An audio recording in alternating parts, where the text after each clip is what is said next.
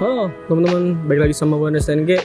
Nah di video kali ini gue bakal ngasih tau lo biar lo nggak buntung waktu beli sepeda second coy.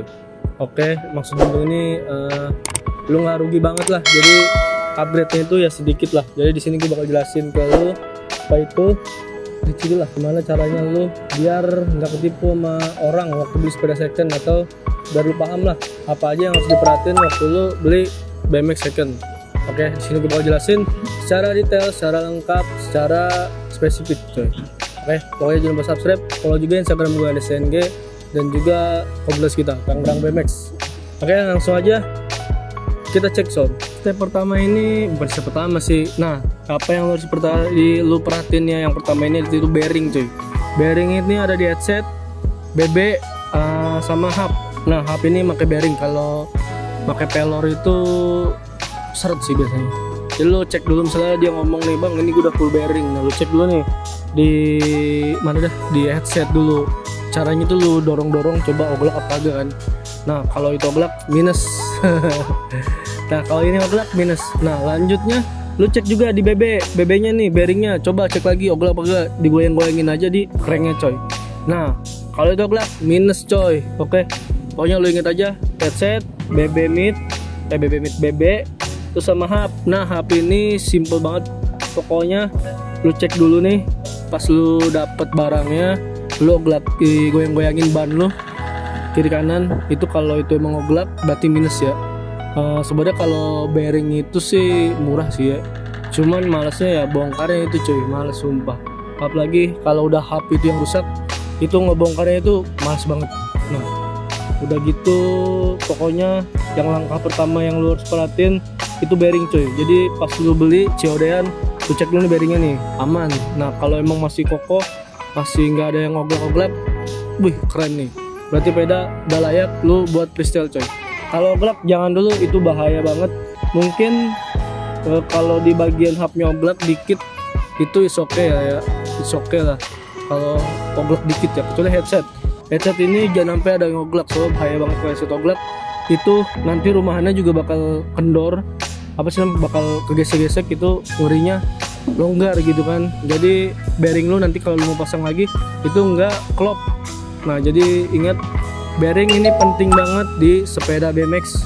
Kalau oglak udah nggak usah dipakai. Kalau udah nggak pas dipasang itu udah nggak usah dipakai deh. Oke, pokoknya bearing. Oke, lanjut ke step kedua. Nah langkah kedua ini yang harus lu perhatiin yaitu mungkin selain fisik ya, itu lu coba cek brandnya coy. Brandnya apa aja, mungkin ya lu yang nggak paham brand bisa nanya dulu ke gue, nggak apa-apa, it's okay. Gue bakal bales lah intinya lah, cuman walaupun lama balesnya, tapi gue bakal bales. Mungkin cek dulu brandnya apa, nanti harganya berapa, itu harus sesuai ya.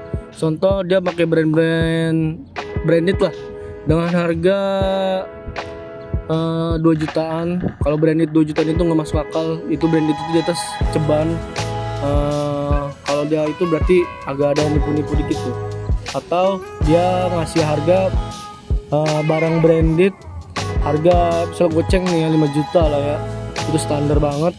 Nah lu cek, taunya ada beberapa komponen yang rusak atau nggak sesuai dengan brandnya nih. Itu agak susah sih kalau emang nggak paham ya. Mungkin lu bisa nanya temen lu, atau lu bisa gabung komunitas, lu nanya-nanya sama komunitas yang ada di rumah lu itu cuy, barang branded itu kayak gimana. Nah nanti lu bisa sharing-sharing.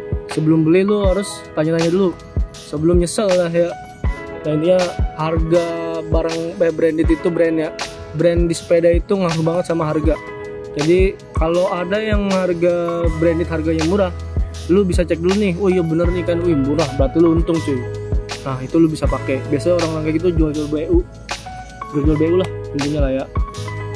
Mungkin ingat, brand itu ngaruh sama harga, cocok banget sama harga. Jadi lu harus pinter-pinter milih, pinter-pinter cek brand yang bagus itu kayak gimana.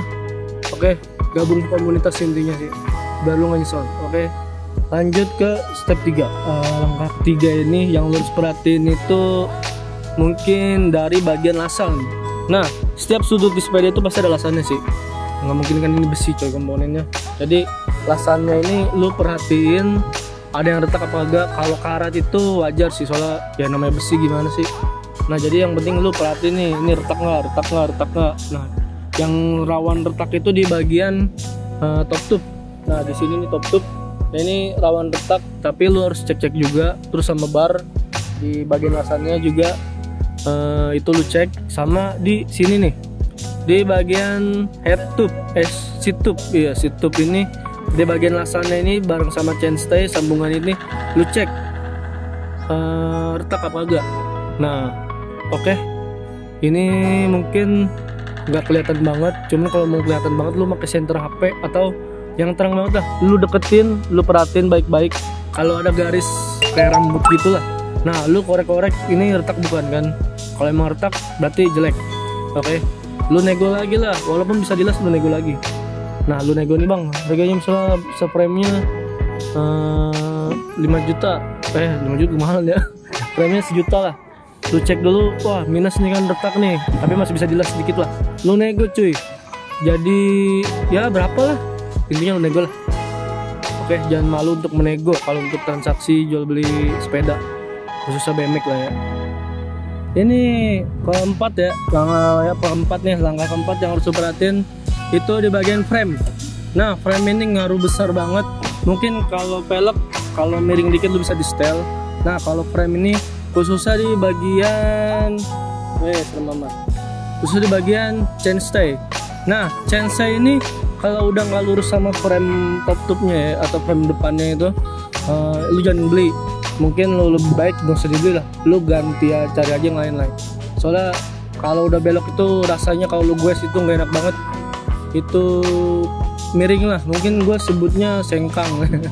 Kalau bahasa sengkang ya. Jadi antara chainstay sama apa sih namanya, top tube atau down tube-nya atau seat tube-nya juga itu enggak simetris. Nah itu agak miring sedikit, jadi kagak lurus lah, kagak sejajar lah ya sama depannya. Yang belakang ini nggak sejajar sama depannya nih. Kalau gua ini lurus banget, mungkin lu ada yang kelihatan dan nggak kelihatan ya. Nah ini lurus banget. Nah contohnya kayak gini. Dan juga coba cek itu penyok apa kagak. Mungkin kalau penyok lu bisa nego juga, kan itu ada cacat juga. Tapi kalau untuk barang branded penyok yang nggak terlalu parah ya sikat aja cuy. Kalau chainstay, penyok chainstay bawah ya, penyok itu wajar. Mungkin dia itu emang pemain ya, bukan cuma anak-anak goes. Nah dia itu pemain, kenapa wajar? Mungkin ketika dipakai grand atau green itu rusak atau nabrak. Nah jadi intinya lu harus teliti. Cara ngelihatnya itu lu dari belakang, ingat dari belakang bagian frame-nya. Lu lihat lurus apa kagak. Kalau lurus sikat cuy, kalau nggak lurus udah nanti dulu skip lah. Mungkin ini step keempat. Lanjut ke terakhir. Ini mungkin langkah kelima yang mungkin bakal gue jelasin. Yang penting itu lu jangan lihat dari looknya atau tampilannya.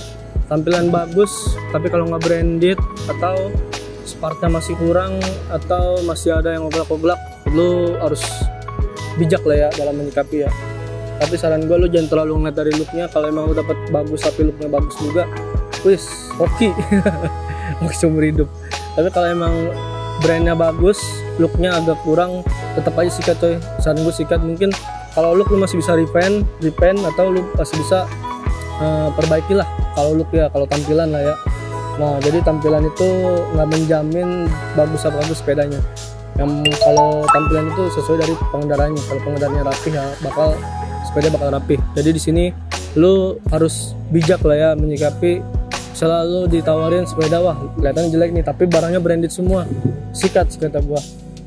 Kalau lu ditawarin wah sepedanya bagus nih, cuman barangnya ada yang penyok lah, ada yang inilah, mungkin dari itunya ada yang retak juga, itu salah sih.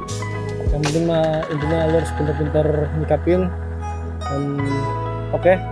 Mungkin sekian aja nih langkah-langkah yang harus lu perhatiin waktu lu beli sepeda BMX second ya khususnya. Ini kalau baru ya lu nggak usah mikir lagi, langsung aja sikat. Kalau ada duit, saran gue mendingan beli second karena harga BMX freestyle itu mahal coy, di atas 5 juta lah buat pemulanya. Nah lu nyari yang second itu udah 2 jutaan, itu udah dapat. Mungkin lu bisa cek juga Instagramnya understand G. Kalau mau beli ya nyari sepeda second, lu bisa follow Instagramnya Goes Bike Shop. Di situ ada part-part second. Mungkin lu harga bisa naik 2 minus juga bakal dijelasin sama adminnya cuy. Nanti misalnya minusnya ini bakal dikasih tahu. Kalau nggak dikasih tahu gue pukul ntar. Nah, jadi mungkin segitu aja dari gua, Understand G. Jangan lupa subscribe, follow juga Instagram gua Understand G, dan juga komunitas kita. Oh iya, kalau lu mau nanya, ingat tadi di Goes Bike Shop IG-nya, nanti gue taruh di deskripsi. Oke, sampai jumpa di next video coy.